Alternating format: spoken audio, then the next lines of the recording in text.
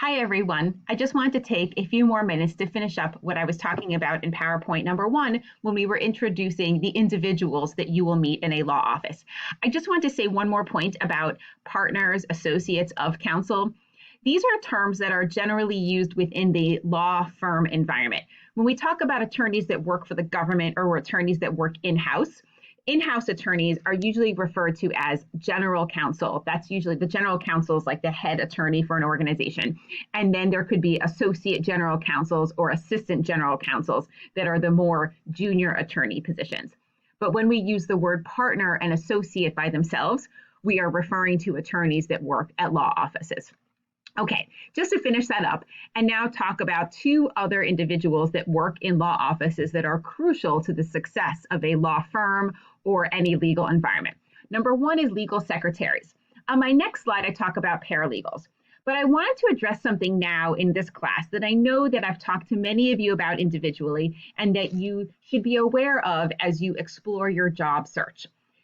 There are secretaries and also receptionists that work in legal environments. Your education here at Middlesex has qualified you to take on the role of a paralegal, which is also often called a legal assistant.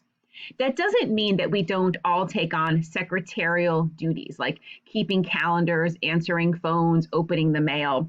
But there's many tasks that are more secretarial in nature that don't require the legal research, writing, analytical, critical thinking skills that you all have developed through your paralegal courses. So I want you to think of these positions as being two separate positions in a law office, even though, as I mentioned, paralegals and attorneys take on secretarial duties. A secretary is a purely support role. Again, I've listed some of the more administrative type tasks that a secretary would complete here. A legal secretary will not conduct legal research, won't be drafting court documents, will not be doing investigative work, preparing exhibits for trial. It's really more of a support role. What you should focus on here, obviously with your education and then in your job search, is looking for positions that use the word paralegal.